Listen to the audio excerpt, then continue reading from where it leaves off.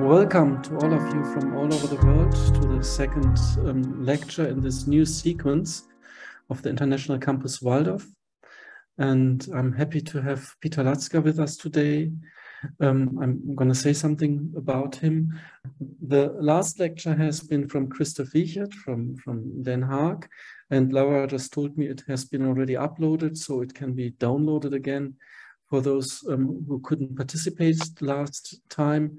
And Laura will put the address of the download address into the link too.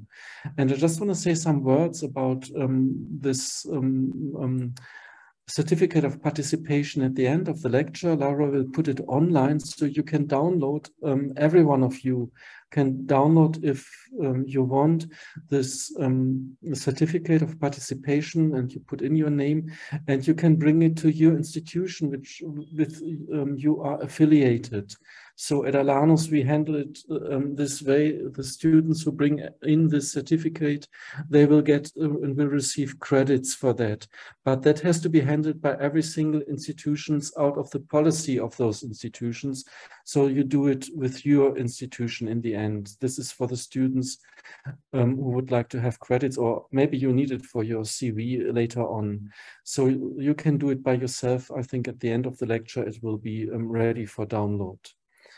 And today I'm very happy to have with us Peter Lutzker from Freie Hochschule Stuttgart. He has been with us also during the lectures last year, and he was organizing also in the preparing group for this sequence of lectures. Peter Lutzker is originally from New York, and he's a musician, and he did a doctorate about languages and the senses of idea of senses, the sense of language by Rudolf Steiner. He has been a long time Waldorf teacher, also at Düsseldorf Waldorf School, and he is English foreign language teacher for English languages, and is organizing. I don't know if you're still doing that, the English Week. It's a very much appreciated week for English teachers, English students from all over the world, which will take place maybe this autumn again? In November. November, maybe we can put in the dates too for those who might be interested. So it's every year there is this wonderful English week. And as I said, he is now professor at Freie Hochschule Stuttgart. And today he's going to speak about anthroposophy as a source of renewal for Waldorf education. So I'm very happy to have you with us, Peter, and please present your talk. Thank you, Jos. Thank you for organizing this whole conference and these series of conferences. And thank you, Laura, for all your support. Looking at this theme and looking at the different lectures, it seems to me that the theme going through these lectures is how to transform Waldorf education to meet the transformations that are going on in the world. And of course, in each country, in each region, there are different needs to transform Waldorf education because of the geography, because of the history, because of the culture. But I think in the meantime, there are also many global challenges that we all face, and that in some ways connect us in that we need to solve these together. And that starts obviously with ecology, with climate change, which is already profoundly affecting parts of the world, including some of the poorest countries. We have the loss of diversity of species. We have the problems of industrial farming, deforestation.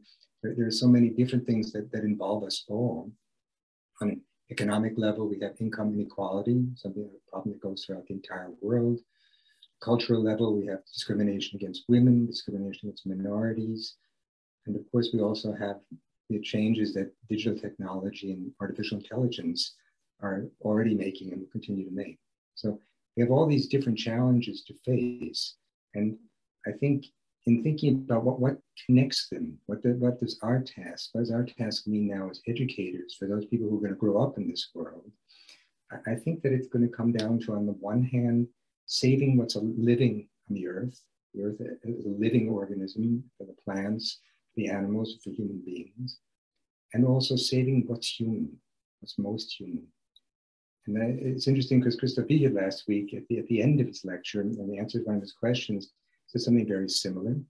He said that basically the challenge for the future will be to enable new generations to become human.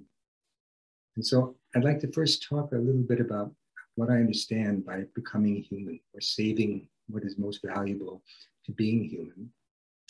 And then after looking at this, I'd like to then look at the title of my talk and the theme I want to talk about, which is Anthroposophy as a source of inspiration and renewal for Waldorf education. So if we start looking, what is most human? I think it's always very helpful with that question to look at children. And I'd like to start with a quotation by the German philosopher Friedrich Nietzsche. I'll read it in English and then in German. The child is innocent and forgetting, a new beginning, play, a wheel rolling by itself, a first movement, a holy yes is said. In German, Unschuld ist das Kind und vergessen, ein Neubeginnen, ein Spiel, ein aus sich rollendes Rad, eine erste Bewegung, ein heiliges Ja sagen. It's the very nature of small children, which Nietzsche calls the holy yes of the child. It's the basis of all that a child learns. This yes is rooted in this deep and unconscious wish of the child to take part in the world that he or she has been born into. And Steiner described that first period of life up to the second teeth as being seen under the motto of the world is good. And it's this overwhelming yes to the world, which is based on the thought for the child, of course, an unconscious thought that the world is good. And that's what motivates every child on earth to take part in what he or she sees around her. That's, first of all, standing up, because he sees someone standing up, walking, learning to walk, learning to speak and understand the languages that he or she is hearing around them. And then through language, learning to think in a way that enables them to take part in this world surrounding them. And all this amazingly takes place to a large extent in the first 3 years of life. When we talk about the miracle that means, we think about millions of years of evolution that it took to reach the point where a human, and now every human, can within 3 years acquire that which in some ways evolution took millions of years to reach. And this is something that every child, or practically every child, is able to do. If senses are missing, for instance, if a child is born deaf, if the child encounters sign language, that becomes an effortless learning of sign language, because the child wants to take place in the world, take his or her place in the world. And if two senses are missing, the sense of hearing and the sense of sight, we saw with Helen Keller, if there's a teacher there who's able to communicate through a sense of touch, the child learns language, or in her case, languages as well. So the first task in terms of preserving and saving what is human has to do with these human capabilities that we're born with and that need the direct contact with people to be able to develop. We know that, for instance, children who are only encountered, we have the studies of deaf children, blind children who try to learn language without direct contact with people, but through audio recordings. It didn't work. It really requires the direct contact with people. So these are universal developments, and they take place all over the world in all our different cultures. But I think there are elements too that we need to look at now when we think of school, because after these first 6 years, when the child is ready for school, I think it can be also helpful to look at the motto of Waldorf Education in those in those school years, roughly from the first grade to 8th grade. And the motto Steiner suggests is the world is beautiful. And if you look at the curriculum and the methodology in those years, what you see is that in all the ways that are age appropriate, it's obviously different in lower grades and the middle grades, the element of beauty plays an incredibly powerful role. And whether there's beauty not only in the arts and singing and eurythmy and painting and play modeling, but there's beauty in mathematics. There's beauty in learning the language There's beauty in all the cultural techniques we learn. And I think it's not difficult to imagine that a child in those formative years who encounters all these subjects where the teacher is striving to bring out the beauty in those subjects, that this is something that will enable them to save and support that which is most human in us.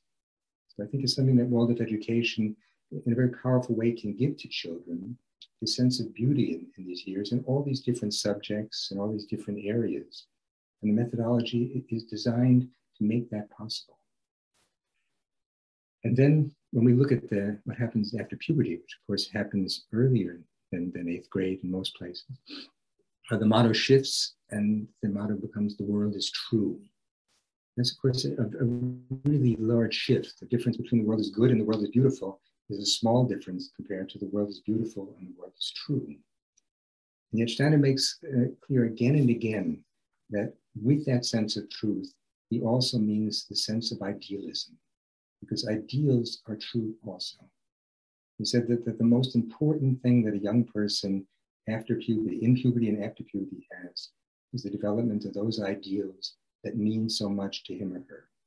He says the worst educational mistake that we can make is to discourage those ideals, is to say they're not realistic.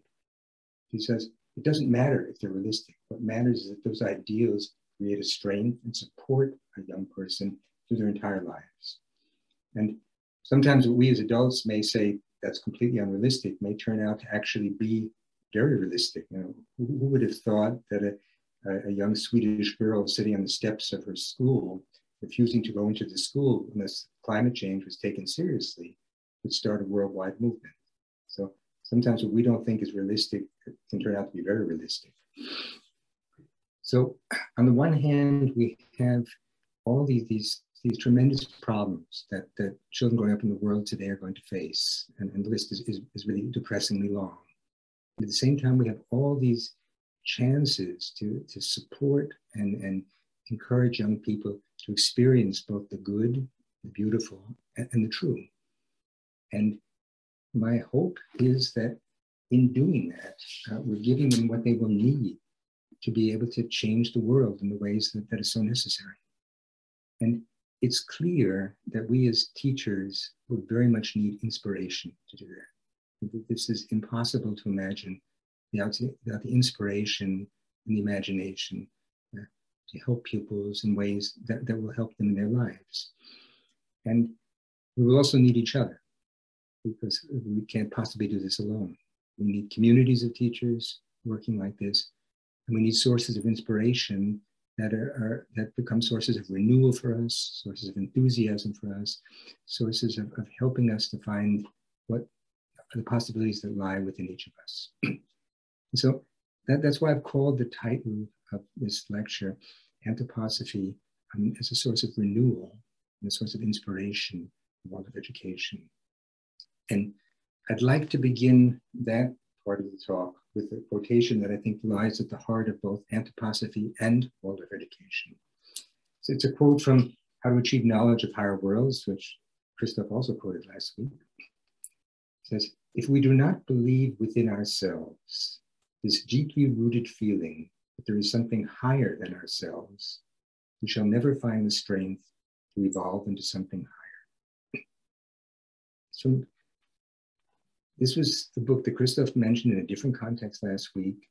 And he didn't write it for teachers, obviously. And there's a related quotation for me, a related quotation that he made specifically to a lecture for teachers. And I'd like to read that as well. And by the way, all the quotations, or I think almost all the quotations and the sources you'll get as a PDF at the end of the lecture. I asked Laura to send that to you. Speaking to teachers, Steiner said, a teacher needs most of all that which continually renews him. He needs a profound understanding of life, deeply rooted in the life of the soul. He needs far more than he can possibly ever put into words when he is standing in front of the children. To a certain extent, he must have gone through an inner development in which he didn't only learn, but was inwardly transformed. So my questions, I'd like to put these as questions, is what does renewal mean in this context? What does a teacher needs most of all? What does a profound understanding of life, deeply rooted in the life of the soul, actually mean? What does it mean for a teacher to not only learn, but to be inwardly transformed? And certainly one of the mistakes that's been made in Waldorf in context, in anthroposophical context, is sometimes not to ask enough questions. And so I'd like to put those questions in the room. And they're both personal questions, I think, that people can answer for themselves, and also questions that I think colleagues can work on together. And I would like to suggest that these two thoughts, the necessity of belief in something higher than oneself as a basis for one's development, and what a teacher needs in order to continually renew him or herself, are very much connected to each other. And both are part of what connects anthroposophy to Waldorf education. And I'd like to do this, a quotation from Steiner from one of his leading thoughts. These are the last texts that Steiner wrote before he died. The very first one of those texts, to me, manages to sort of sum up all of anthroposophy in 2 lines. And I'd like to read it to you. Anthroposophy is a path of knowledge to guide the spiritual and the human being to the spiritual and the universe. It arises in man as a need of the heart, the life of feeling, and it can be justified only inasmuch as it can satisfy this inner need. And so what I understand this to say is that there's a reality of the spiritual and the human being. There's a reality of its connection to a spiritual world that is real, that's cosmic, that's universal. And this connection emerges from the heart and from feeling. My previous lecture, the last series, I talked about the senses and the importance of the development of the senses. It's clear the guiding of the spiritual and the human being, the spiritual and the universe, is not a process that we would normally see with our senses. In a certain sense, you could say it's an invisible process. It's in between or behind what is visible. And I'd like to talk for a minute about what it means to try to perceive the invisible. Because we're used to thinking that if we can't see something, we can't hear something, we can't touch something through our senses, then it's not real. I think it's important to remind ourselves that the most powerful forces on Earth are invisible. Gravity is invisible. Magnetism is invisible. The forces of growth are invisible. We see the consequences, but we don't see the forces themselves. The forces of evolution and natural selection are invisible forces. So I think it's helpful to realize that we're surrounded by and living in powerful invisible forces we can't sense with our senses. And I think that invisible world is much richer and much larger than those terms I've just mentioned. And this connects us to all that lives on Earth. When we look specifically at human beings, we can see that what connects us as well is also invisible to the senses. Language is not a material thing. You know, what goes into your ears and even through the internet are sound waves. That's material. They can be measured. But what language itself is not something tangible in that sense. It's not something material. It's something that has meaning to us, but it's not what it says it is. You know, the screen we're all looking at, the word screen is not the material itself.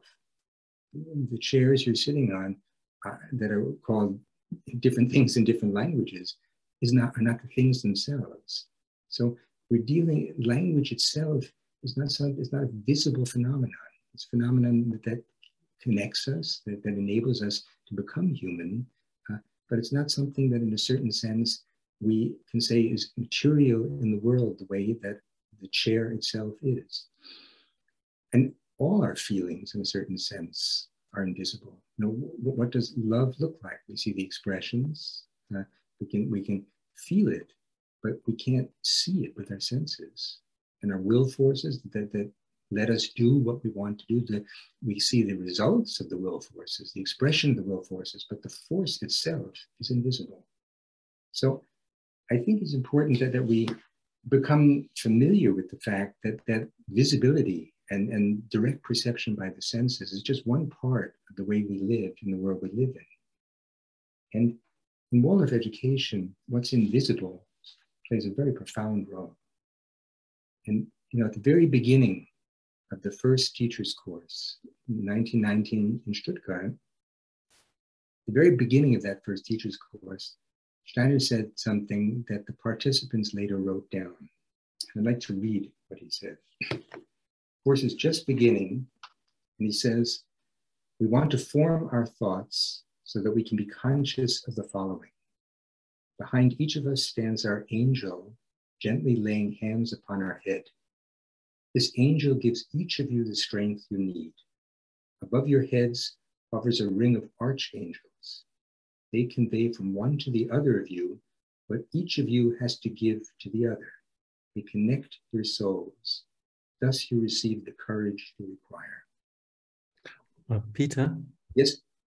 There are some comments in the chat. It's for some people very difficult to understand. Audio is obvious. Let me talk a bit louder. Thank you, please. And please let me know that comes again. Okay.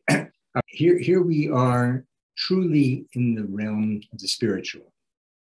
When Steiner talks about the angels touching them from behind, and the ring of the archangels above them, I think it's quite clear if they looked up or looked behind them, they didn't see anything.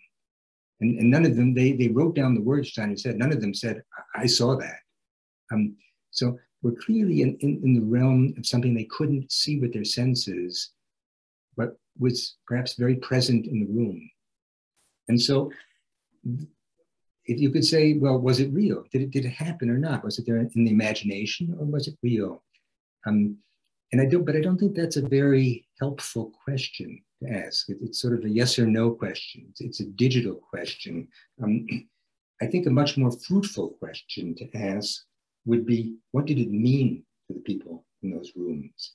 How did it affect them? How did it affect their lives? How did it affect the lives of others? And if you look at those first teachers, they became the pioneers of Waldorf education. Christoph talked last week about how in the first years, Waldorf education spread through Europe. It went to Holland, it went to England, it went to the United States. It went all over, and these were the pioneers who brought it.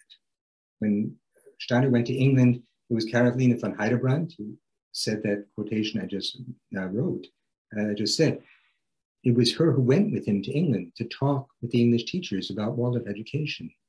So they carried within them, the spark of Waldorf education and taught the next generation of teachers. So in a certain sense, you could say whatever happened in that room and whatever happened in that school was something that they carried into the world. And so if the question is, was this experience meaningful for them? What did they get from it?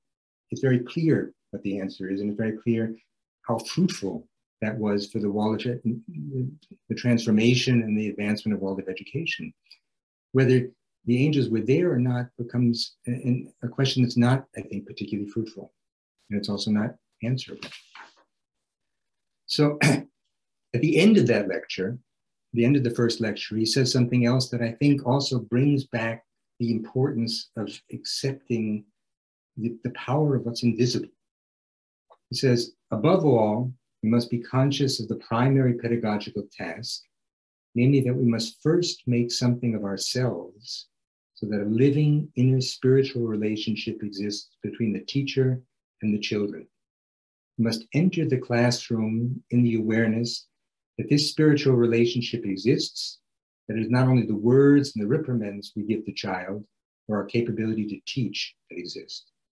So there's both this thought there is a spiritual relationship between the teacher and the pupils, and that we first must make something of ourselves so that a living inner spiritual relationship takes place. And these thoughts lie at the heart of anthroposophy, this idea that it's through self-development, it's through making something of ourselves that we can achieve relationships that become meaningful in a spiritual way.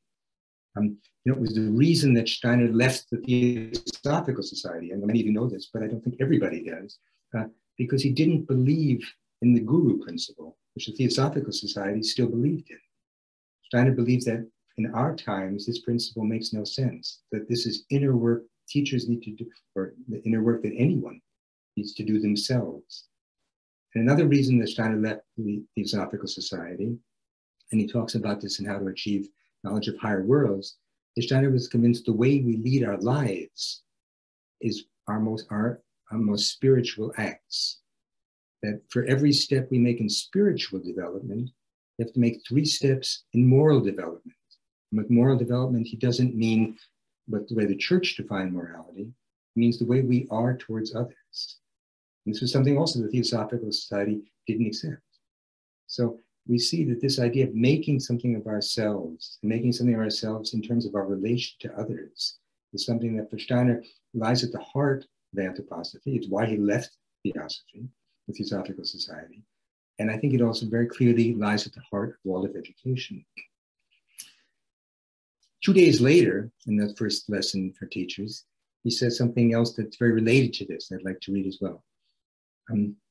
Behind everything they do in school, modern teachers must hold a comprehensive view of cosmic law.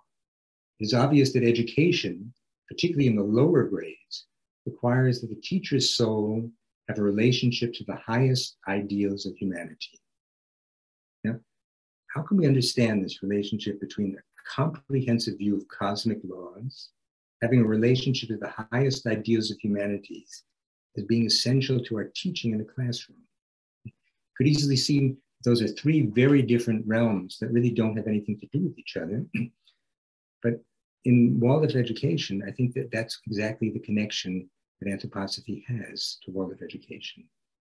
Because anthroposophy is based on the idea of macrocosmos and microcosmos. Every child and every person in the world is a microcosmos of something connected to something that's macrocosmos, much, much larger than him or herself.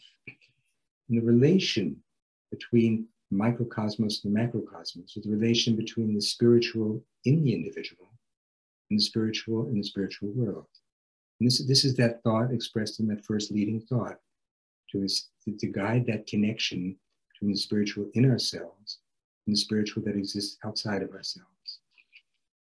And to understand what that actually concretely means for us as teachers is to realize that for Steiner, the spiritual world was not somewhere in heaven. It was not up above. The spiritual world was here. And he says this very clearly in the 13th lecture of the Foundations of Human Experience. He says very clearly, he says, this spiritual world is here, and that our most spiritual acts are what we do with our limbs, our actions. And he says our most physical acts are when we think. What we do in our brain and stays in our head are physical acts, because they're not directly connected to the spiritual world the same way that our actions connect us to the spiritual world. Because the spiritual world is here and we're acting in it. So in this sense, it becomes really a fundamental thought of all of education that what we're doing when we're teaching are our most spiritual acts. And what we're doing when we're meditating, what we're doing when we're talking, what we're doing when we're working together and not doing things can all be wonderful and totally important preparations for those acts. But in the end, it really comes down to what we do. And this is for Steiner the basis of spirituality. And this is for Steiner something that goes through Waldorf education.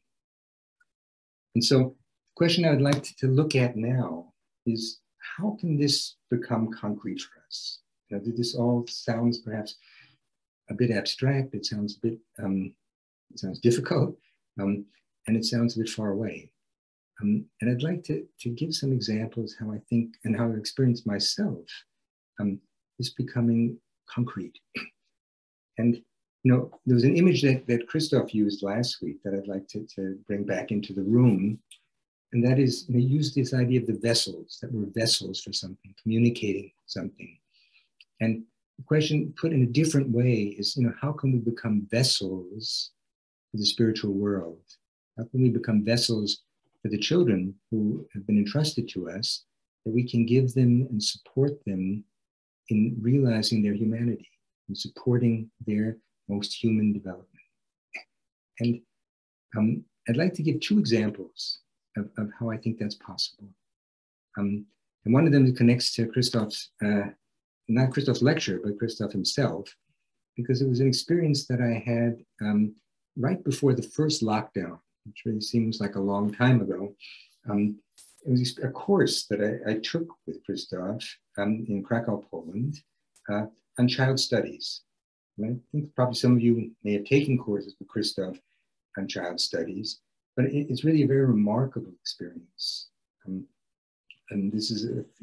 child studies is something that I think Christoph has been working on for something like half a century. And to do a course with him in child studies is really to experience learning to see what you formerly couldn't see, and somehow learning to perceive what's invisible. And what happened was the following, and this is happening in Polish, and we're only getting this in translation too. A case was described, a child was described, and this child was really in a very difficult situation. I mean, the more that we heard about the child from the class teacher and then the subject teachers, the more difficult the situation became. And I remember sitting in the room and actually being quite depressed and thinking, how can you possibly help a child with this range of problems? And the first thing Christoph said, he said, this is difficult. And then he began asking questions. And what was very interesting was how with each question, something became clear that before that hadn't been clear. And each question took him a step further in a direction where the child became more and more present in the room. And I had this image of Sherlock Holmes, sort of the detective, finding one clue after another and coming closer and closer to finding out what he needed to find out. And at the end of a whole series of questions, Christoph said, I think I have a suggestion. And he actually had a few suggestions. And he also said he didn't know if this was going to solve the problems, but he thought that these suggestions should be tried out. And I think everybody in the room had the feeling, yeah, this is what needs to happen. These suggestions could really help this child. And at that point, one had the feeling that what had happened was that somebody who himself really embodies anthroposophy, someone who's lived with anthroposophy for his entire life, somebody that's become a part of him, had used anthroposophy as an instrument, but had just focused on the child. He wasn't talking with anthroposophical terms. He was talking about the child, and he was trying to see the child. So I had the feeling that at that moment, what was happening was the child was being helped in a way that anthroposophy had, because Christoph embodies that, had become possible, but it was in the service of the child. And everybody was grateful, and everybody was grateful for the experience. And what also happened is that in the room, a community was built. And that community very much included Christoph, but it included everybody in the room who had experienced that together. So I think that child studies can offer that. And I know that most schools do them. And if your school for some reason doesn't do them, it's really worth pursuing, because it brings out, not only does it offer the possibility of helping the child, but it offers the possibility of colleagues growing together to learn to help children together, which is something that in schools doesn't always happen. At the end of that child study, I was reminded of a quote by the poet Paul Celan, who said, "I am most I when I am you." And I had the feeling that all of us in our attempts, and Christoph, was sort of leading that path, we all managed to, understand that child in a way that they had no understanding of that child before. That was the first example I'd like to give. And then I was, felt very grateful and privileged to have experienced that myself. The next example I would like to give is something that I read. And it's a book that I'd like to tell you about, because I think it's a book that's very much connected to anthroposophy and connected to Anthroposophy being a source of inspiration, but it's not written by somebody who's anthroposophical, as far as I know. I've never heard that he was anthroposophical before. But it's not about the term anthroposophy. It's not about, the anthroposophic society. It's about what lives in that thought. The spiritual and the human being can be connected to the spiritual world. And this is a book about that. And it's written by Robert Coles. And Robert Coles is one of the most famous psychologists of the 20th century. And he had written a book, a 5-volume book called Children in Crisis that won every prize you could win in the United States. Is really, for a psychologist, a spectacular book. And it came about, and this tells us something about Robert Coles, because he was working as a doctor in a military base in the South in the United States in the 1950s and 60s. And he saw what African-American children were going through, who were being forced to be, they were given the first chance to be bused into schools where they weren't wanted. Schools were all white schools. And these first children, sometimes it was just a handful of children, were bused into these schools. And the white parents didn't want them there. The white children didn't want them there. The white teachers didn't want them there. And, in some places, for instance, the children were taken buses, and these buses, they threw fire bombs at those buses. They tried to kill the children in the buses. And President Eisenhower had to call in the United States Army to protect the children in those buses. So, and Coles, a psychologist, really wanted to talk to those children and see if he could help them. What Coles did was then he interviewed these children over years, trying to help them, trying to find out how they were surviving in that crisis, and trying to offer them support. And after this very, very important book, Children in Crisis, 5 volumes about the interviews he had with these children, what he learned, he then wrote another book about 10, 15 years later called The Moral Life of Children. Became very interested in children's moral lives, how they developed their own sense of morality. And he's sort of nearing the end of his life, his very successful life as a psychologist. And he has a conversation with a friend of his who happened to be Anna Freud, Freud's daughter. And she says to him, and he's talking about his retirement, he's talking about what he should do. And she says to him, why don't you go back and look at your old notes? You may discover something there that you still need to do. And he sort of forgets about that statement, but then a few years later, he picks up that, he remembers that, and he goes through his notes that when he talked to these Black children who had gone through such stress and such difficulties in the 50s and 60s. And he realized, and he's shocked by what he missed. And what he did at that point is he realized, he went through all these transcripts, and he says, they were telling me things I paid no attention to. And everything, I'd like to read you some quotes of what he writes in his next book. Because his next book is called The Spiritual Life of Children. Because he realizes that the children keep talking to him about their spiritual lives. And he's only asking them about their emotional lives. He's ignoring what they're actually telling him. And he's shocked. I'll just give you some examples. He looks at the picture of a small Black Mississippi girl. One of those brave children, I'm quoting the book, brave children who every day had to face the hatred of demonstrating parents and classmates and teachers who didn't want her to be there. She'd drawn a picture of herself and then told him, that's me. And the Lord made me. When I grow up, my mama says, I may not like how he made me, but I must always remember that he did it and it's his idea. So when I draw the Lord, he'll be a real big man. He has to be to explain the way things are. And at this point, he realizes he didn't explore with the girl what she thought about God. He just didn't ask that question. He was asking different questions. And he begins to go through these notes and transcripts and tapes and realizes that they keep talking about the importance of God for them, and he keeps ignoring it. He said, one North Carolina girl, 8 years old, told me, I was all alone and those people were screaming, and suddenly I saw God smiling, and I smiled. A woman was standing near the school door, and she shouted at me, "Hey, you little, what are you smiling at?" I looked right at her face, and I said, "At God." And she looked up at the sky, and she looked at me, and she didn't call me any more names. It's only 30 years later that Coles realizes that he never asked the girl what she saw. He never asked the girl about God. He was just focused on very different things.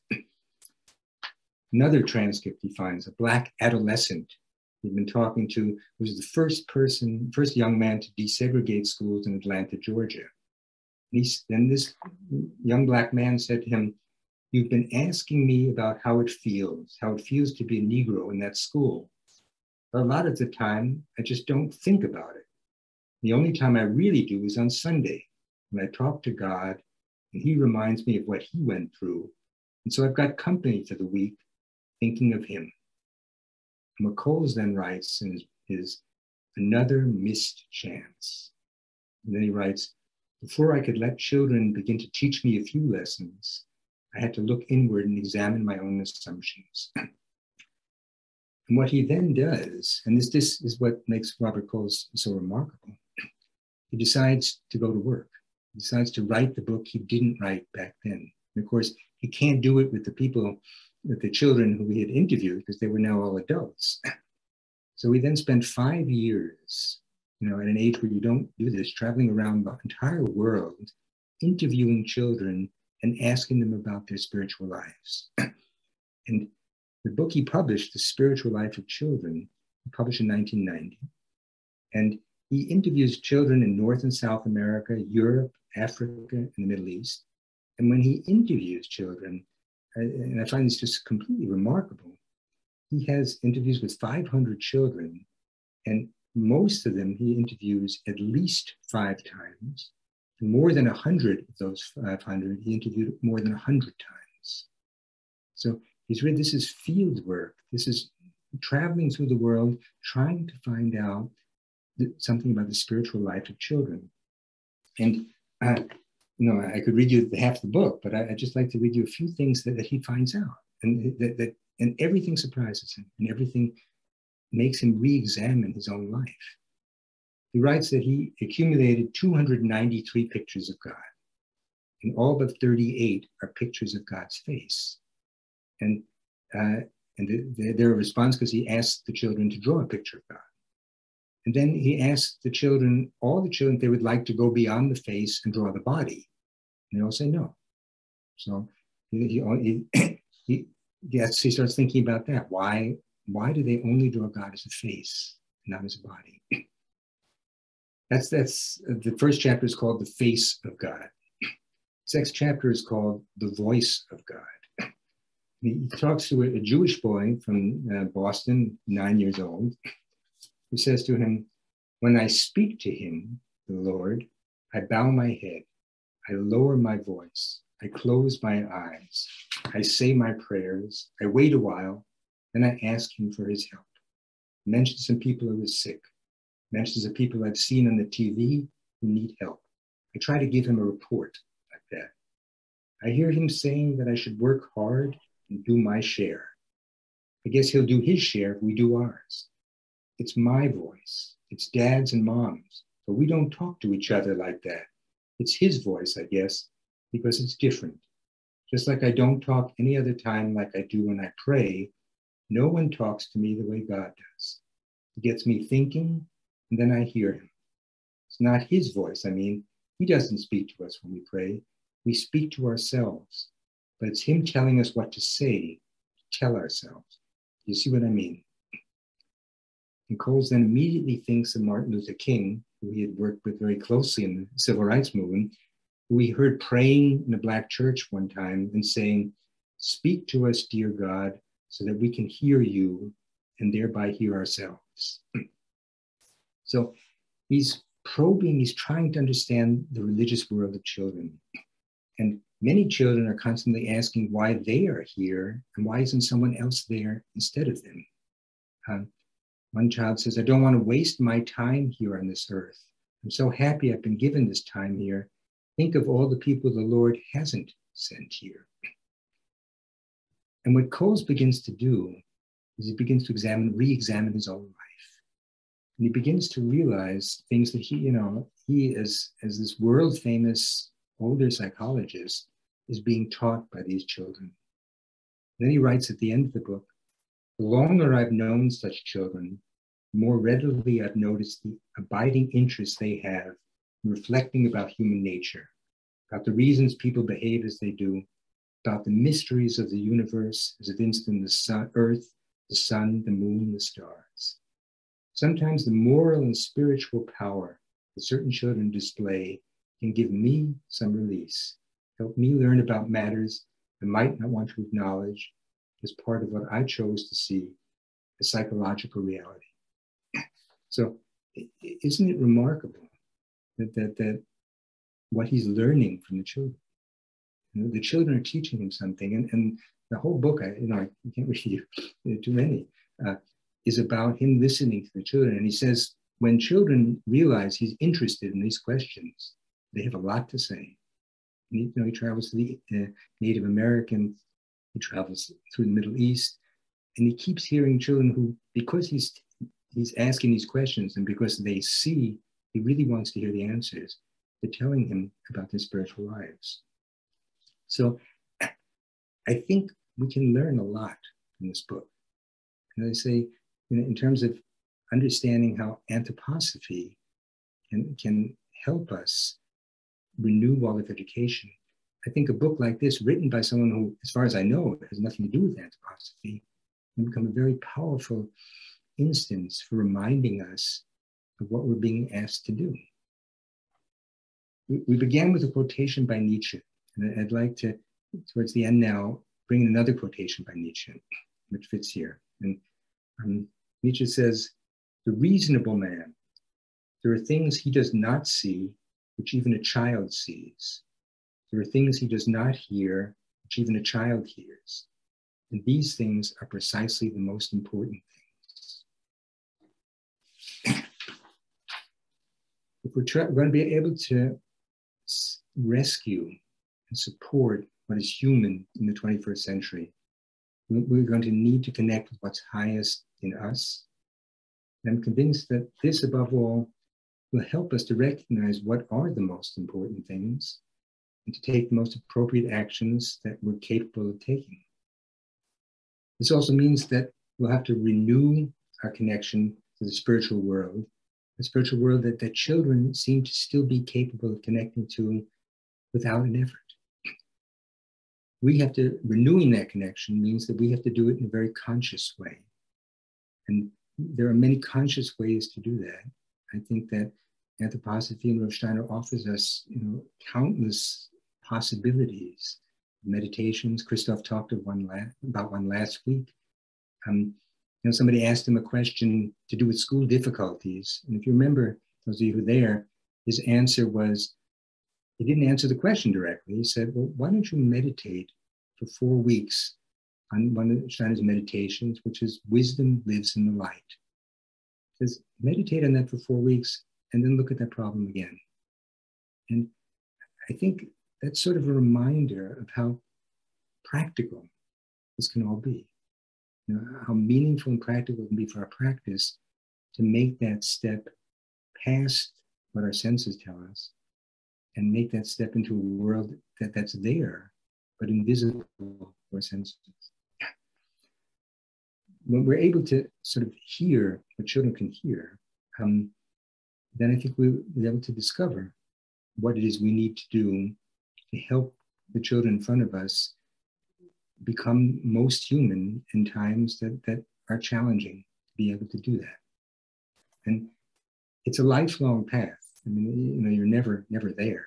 But it's been my experience personally, and the experience of many people that I know, my colleagues, that anthroposophy can be a deep source of inspiration and a deep source of guidance and a deep source of transformation in trying to find that path and then to meet the tasks that are presented along the way. Thank you.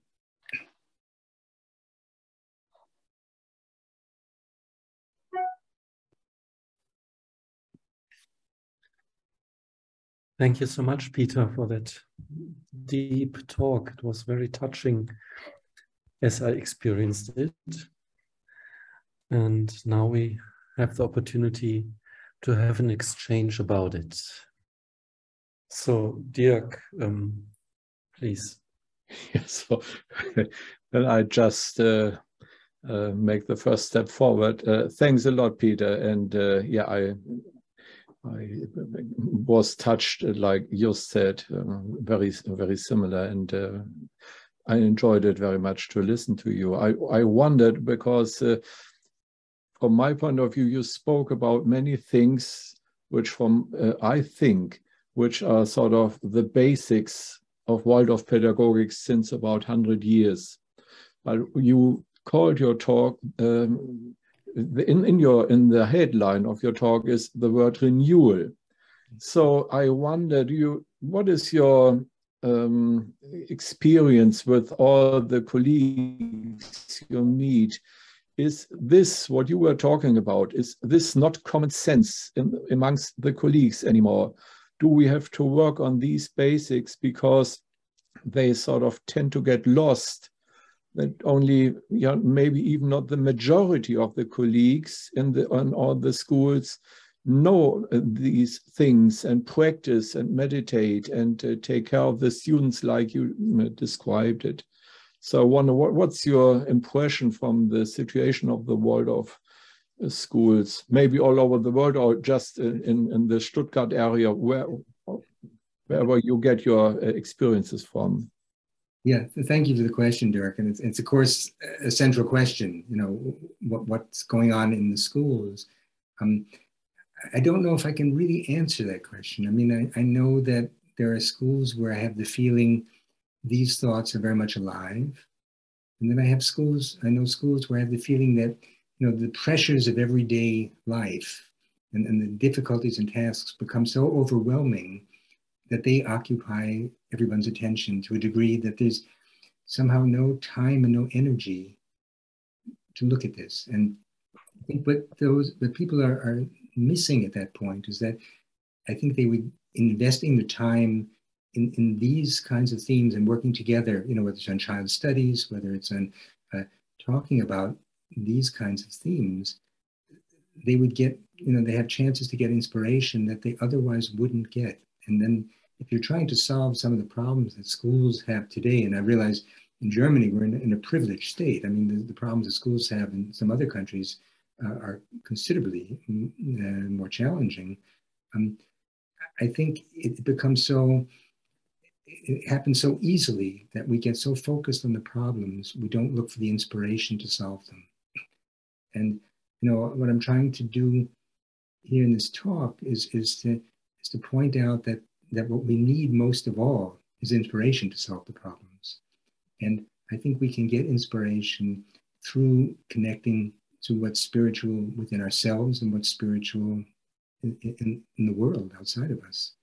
And Anthroposophy is one path to do that. There are other paths as well. Anthroposophy has no monopoly on this. But I think in Waldorf Education, it's proved again and again to be a very powerful path, a very powerful instrument. You could see that with Christoph Wiechert. And I'm afraid, that what you're mentioning is that in many schools, people don't feel they have the time to go on that path because everything else seems so much more pressing. It's completely understandable. I mean, I wasn't taught in school 25 years. You did taught that long too. We know how pressing problems can become. And I think it's just important to at the same time realize that sometimes the answers don't come from the level which the problem presents itself. The answers come from another place. There's a question by Netu, and the question is, when the teacher or adult takes responsibility to awaken the child, how does she know how much and how far it is her responsibility? Yeah, thank you, Netu. That's an important question and a difficult question to answer in general. I think, again, this whole idea of pedagogical tact, of sort of knowing where the borders are, knowing, what is in the end the parent's responsibility, what in the end can you do as a teacher. These are very difficult issues, and they're really very individual issues. I can mention Christoph Wiechert again in a very different context. When I started teaching in Germany, there was this idea that the teachers were the experts for the children, not the parents. And because the teachers had studied Waldorf education, they knew the answers, and the parents should listen to the teachers as to what they do, what they need to do as parents. And Christoph Wiechert went around to Germany, and the parents were not happy about this. And Christoph Wiechert did a tour of Germany over a number of years where he talked to parents and teachers, sometimes in whole meetings. And we had in Düsseldorf, we had a meeting where all the teachers and all the parents were together in an auditorium. And Christoph said, he reminded everyone there, he says, parents are the experts for their children. Teachers are the experts for their lessons.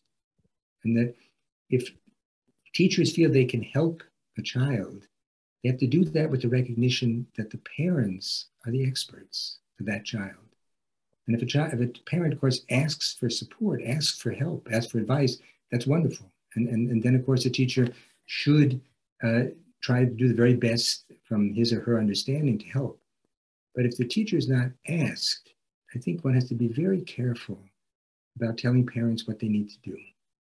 So it's a tricky question. And I've seen people go over borders, and I've seen also people and teachers who have the tact and sensitivity to wait until they were asked, or to make clear that they were glad to be asked, but they didn't want to tell parents what they had to do. And I think when parents feel themselves taken seriously, when parents feel themselves respected as parents, then I think they open up and are most receptive to any ideas or insights you have. So this idea, it's a wonderful question. It really reflects the challenges in school. One has a responsibility as a teacher, but one has a responsibility also to be tactful in a way that one doesn't go past a certain border unless one is asked to make that step. And then things change. So I hope I gave you an answer, a very general answer, I realize, but it's of course, very much shaped by my own experiences in Germany. I'm not sure if this is comparable in other countries as well. There's another question by Julia. How could we implement this in our teaching experiences with the students? Is there any example of how we could do this? Julia, could you tell me a bit more what you mean with this? Julia, can you speak for yourself? Hi. Hey, first of all, thank you very much. I really enjoyed it. I'm not sure if I missed it somewhere. I'm sure I did. Sorry. Kind of similar. Like, I love how you were talking about how the practical side of life is spiritual. Mm-hmm. And so I was wondering, how would this be made practical? Like, what does it look like, or some sort of example? And I think you talked about it, but I was... No, good. I mean, yeah, thank you for the question. It's really a fundamental question in Waldorf education, and it can be answered in so many different ways. I mean, my experience was mostly in high school, and experiencing, for instance, when high school students would go and do their 4-week social practical internship, in an old age home or in a home for disabled people, and they spent 4 weeks working, doing hard work, sometimes doing work they had never done like that before, helping people. And when they came back, you experienced in them what that actually meant to them to do something for someone in the world. The high school students often do things for themselves or their friends, but they don't really have a chance to do something for people in the world who need their help, whether it's disabled people, whether it's old people. And it becomes a profound experience, and if you're fortunate enough in your school year to have that happen before the Parsifal main lesson, where the questions become, what questions do you need to ask people? What are the questions that you need to ask about how people are? They realize that they've had all these experiences where they've been ask to help, and they realize that. And so, that's one example. Another example is the farming internship, where again, as in schools I've taught, it's been 9th grade, kids who will go there and spend, 2-3 weeks working on a farm, doing something for the earth. Ideally they're working in a biodynamic farm where people have this attitude of doing something for the earth. And experiencing that, I think, gives them a sense that they can do something meaningful. And I've even, have known some students who then, after that experience, go back, in their summer vacation, or go back at another point, because they experienced themselves in a way they normally hadn't experienced up to that. And that was doing something for others, or doing something for the earth. So I think any experiences that we can create for them, and I think in the lower grades and the middle grades, there's lots of opportunities where class teachers, for instance, or subject teachers can look for opportunities where the kids can do something for others, and that can be, take any kinds of forms. That can be singing at an old age home, that can be performing a class play at an old age home, or working with disabled people, and doing something with them. I think at those moments, we're not talking to them about the spiritual world, but I think what ends up happening is that they experience themselves doing something that's being asked of them. And that makes them feel very different than they have sometimes up to that point. So, Steiner says in that 13th lecture, he makes the point, he says that everything we do in the world, all our actions take place in the spiritual world. But he says those actions that are in harmony with the spiritual world, those actions that fit the spiritual world, those are the actions that help us and help others to develop. And he says the criteria is basically, what is the world asking us to do? What is an old person asking a young person to do? What is a disabled person asking a young person to do? What's the, the crops growing asking a child to do? And at that point, I think they experience themselves in a different way. So, as important as all our subjects are, and they are important, I would always look for opportunities that they can experience that as well. And that for me, and I think that there's many more than we normally think of, where they can experience, students can experience themselves at different ages as being asked to do something by the world and being able to do it. I don't know if that answers your question, Julia. Yeah, actually, I'm surprised that I'm not surprised. I was thinking about this through a subject perspective, that you talked about all outside the classroom, which definitely I was hoping it was also through the subject too. Okay, good. That's a nice hint there to me. I would like it to be. I don't know if you think it is. Ideally, if we were all in a room, I would ask people just to contribute their own experiences there. A lot of it has to do, I was an English teacher, and teaching English as a foreign language. A lot of it has to do with what we're working with, the materials we're working with. Are we working with literature or nonfiction texts that are meaningful in such a way that pupils are inspired in their idealism, in their wish to change something? Learning a foreign language can be incredibly boring. And it can be incredibly meaningless. Learning vocabulary lists is meaningless. Learning grammar can often seem to be meaningless, certainly on an emotional level. When you read a speech by Martin Luther King, it's very meaningful. And when you study, we were talking about before, these Black children who bust into these schools and what they went through and how they kept their strength.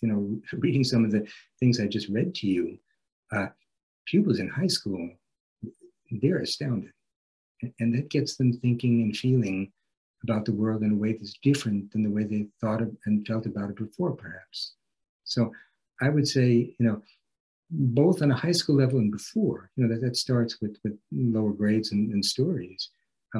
At the point at which you emotionally touch people and they realize what it is that lives within them that wants to help others, And they see examples where that happens, like the civil rights movement in the United States. I think they're touched in a way that it becomes very meaningful. So, you know, I can't speak for other subjects, but I'm quite sure that in each subject there are ways to involve students and pupils in such a way that they realize the dimensions of the world they're living in. You know, I mean, I've always wished I had a chemistry teacher like Dirk, who could have explained to me that chemistry, you know, is what the world is made of, and not these formulas that I had to learn. You know, I mean, you know, all these subjects can be amazingly beautiful and moving if that's the intention to teach them. And they can become so incredibly boring. And the intention is to remember a formula and, you know, write that down in the test. So I would encourage everybody, and I'm sure everybody, you know, listening here knows this question, you know, how can I move my students in ways that give them hope, that give them idealism, that give them a sense of beauty, and that give them a sense of truth. And that's not usually facts, and that's not usually information. It's something else. So a little closer. Thank you very much. Perfect. Thank you. There's a question by Nicolina. Maybe you can unmute your microphone, Nicolina, and speak yourself. Yeah, hi everyone. Coming back with a little bit down to earth topic. This is a huge question that I've been dealing with, especially throughout life in the last maybe 3 to 5 years. And this presence of anthroposophy in the life of every school, which is obviously different in every school, right? As you said, there are schools where you have anthroposophy very much present, and there are the ones where it doesn't live in that extent. So basically, the question is if we don't have anthroposophy present, at least to some extent in the school, can we call ourselves actually a Waldorf school? Is there a Waldorf pedagogy involved in that school? Is it living there, or is it just methodology which is quite easy to copy paste and then transfer in some kind of 21st century meaningful explanation? My question is basically, can we use methodology only without the understanding of the human nature, of the cosmos, of everything, and call ourselves Waldorf schools, Rudolf Steiner schools, whatever schools? How actually do we bring about that fire to call this interest in, not only in between old colleagues, but also the new ones who are coming, which are maybe interested and maybe are appalled actually by everything that they hear at the teachers' conference, right? So this is my huge question. So I'm kind of cherry picking different answers to make kind of a sense. I've heard 2 very different questions there. Yeah, I know, I'm aware of that.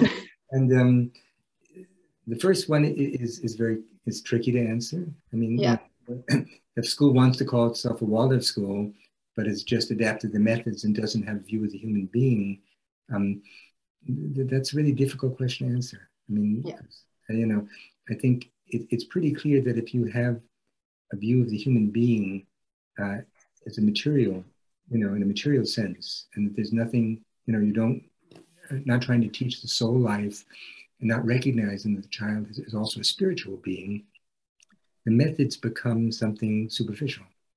And, you know, I think Waldorf methods are very good methods. And, you know, and it's certainly better to use Waldorf methods than a lot of state school methods. So in that sense, you know, for children in state schools that have teachers using Waldorf methods, I'm glad for them.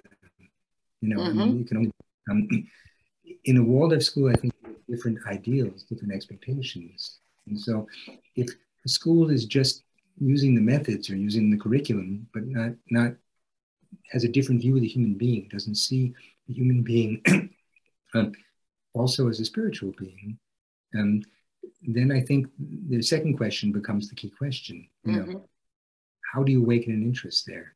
And you know, Christoph had this a similar question last week a bit. You know, and he said that was me also. How can you, you know, you can't tell somebody, you know, awaken your inner life. You know, that doesn't work. You know, that's not the way. Yeah. But you know, how do you do that? And you know, I think there are a lot of ways that are counterproductive, that don't work. You know, and you know, some of them are when, you know, you expect people to think in a certain way that they're not thinking, and you know, you expect, well, you know, you have to think like that, or you should think like that, or that's part of Waldorf education. And with that kind of expectation, you know, people resist. They pull back. They don't want that. So how can you talk to people that one addresses their questions? You know, how can you, you know, that it's not telling them something, but asking them something? And I think that probably is the beginning of a dialogue. So, you know, I would encourage you in these situations where you're trying to awaken an interest in anthroposophy, or you know, if there's a sort of superficial interest and deepen that, I would start with people's questions, you know, and you know, the questions they have about children, the questions they have about, you know, human beings, about their lives, about the future.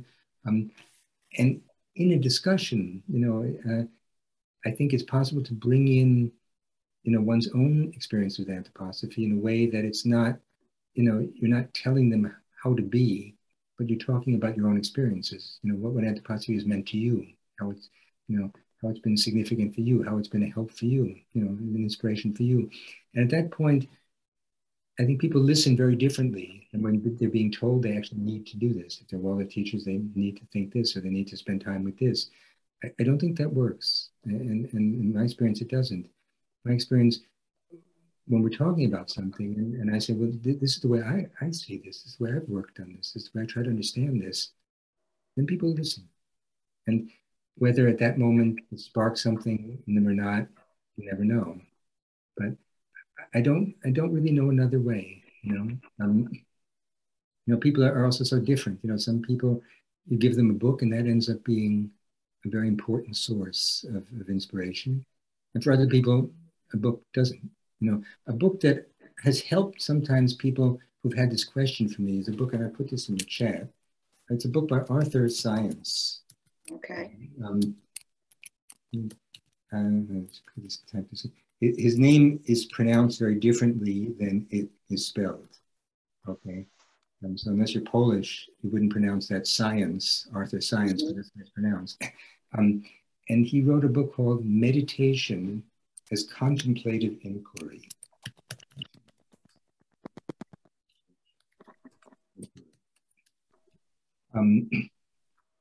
And this is a very powerful book, and it's a book about meditation. And Arthur Science himself is anthroposophical, and you know, he's very open about that. But Arthur Science is actually a world famous physicist who's also famous because he's worked for decades with the Dalai Lama. He's organized conferences with the Dalai Lama for many years with leading scientists of the world, meet with Dalai Lama and his group of Buddhist monks.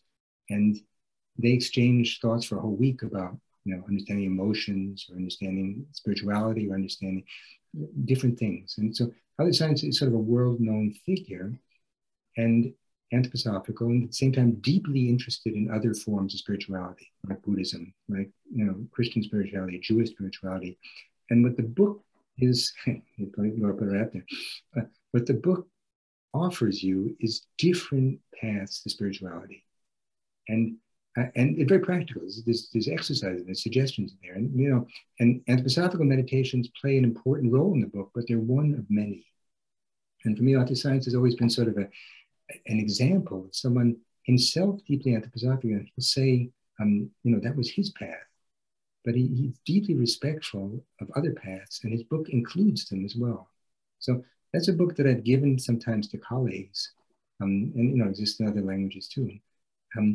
And that was a book that really got them interested. In meditation as a form of inquiry, this science is a scientist, he's a physicist. So, I mean, he has a scientific approach, but he writes beautifully as well. The book's full of poetry. So I remember giving this to a friend, and gave it to him he was in a crisis. And I asked him, next time I saw him, about a year later, I said, well, how did you like the book? And he said, oh, we thought it's a really good book. And I said, well, what did you think of the end of the book, the way it ends? And he says, oh, I'm only on page 40. I said, well, you had the book for a whole year. He said, yeah, but I've been doing the exercises, So I thought, okay, that was the idea, So as sort of a suggestion to try and be concrete, as for some people that might be helpful, just because it's anthroposophical, yet it's more than anthroposophical. I'm coming actually from another perspective also, because you mentioned. Nicolina, I'm sorry. Time is running a bit. There are two All right. more questions in the chat. Maybe some other time. Thank you. No, please put your question maybe short, but I would like to have the other questions too. So No, please do. Yeah, okay. So this is Helen asking, from a parent's perspective, is there a point where the teacher is asking too much of the teacher? The point where the parents are asking too much of the teacher?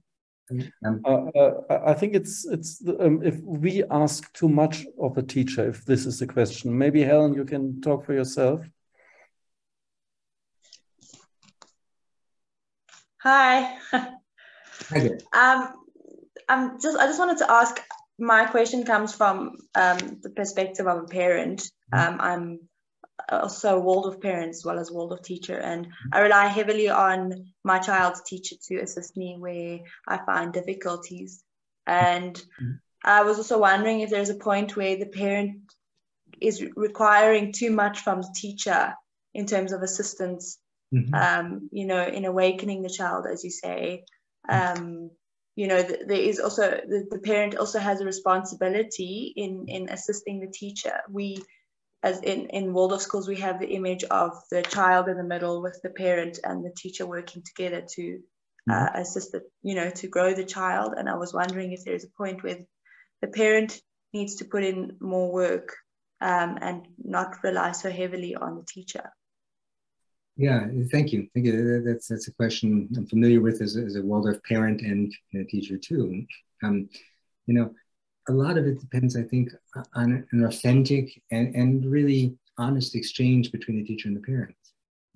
Where, if the teacher feels this is too much, that this is, and the parent is willing to have that discussion, I think that can be done in a very tactful way. Every parent thinks obviously first and foremost about their child. And a teacher has, 30, 35, 40 children to think about. And so it ends up being, the teacher sometimes has to say, that I'm trying to do my best for everyone. And which is not to say, at the same time making clear how much he or she values your child. And I think, said in the right way, a parent understands that. That can be said in a destructive way too. Where the parent is insulted, or the parent is hurt, where the parent feels his or her child is not being seen. So I think the way one says it is crucial. But if a teacher feels this is too much at this point for him or her, I think there are ways of making that clear that a parent can understand. So I think it becomes the responsibility of the teacher to find that way to express that. Thank you very much. So maybe the last question, or it's some kind of reflection too, by Daniel. Maybe you can put it yourself too, Daniel. I will have to get it back. I actually have a cold, so it won't be very easy for me to read, but I will read out my question and reflection. So you mentioned the future at the beginning of your talk, the world into which children will grow up. And the reflection is the strength of soul necessary to face that future is becoming greater and greater. And for myself as a new class teacher, I find myself reflecting that anthroposophy can give us a key to become an instrument to teach children through the embodying in our own soul through the modeling of the very qualities they will need, and the hope, the sort of unfaltering sense of forwardness and direction into the future, which is so violently challenged right now. And I went on to say, would you agree that an underlying aim of Waldorf is to prepare children for life? And can anthroposophy bring some light to the task of sending children into a world that is increasingly more difficult to stand in, and let alone bring in a genuine sense of connection to the spiritual world? Yes, Daniel.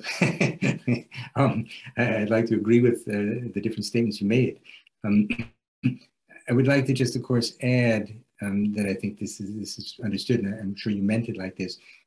Anthroposophy as lived by the teacher, not, of course, anthroposophy as taught, to the pupils. But yeah, I think it's exactly when I had that quotation about that we need to have an access to what's higher in ourselves to be able to develop higher. And anthroposophy gives us a very clear and very, very powerful picture of our connection to the spiritual world. If you read Theosophy, this is really very first chapter of the nature of the human being is really a very clear description of how the ninefold human being is connected to the spiritual world.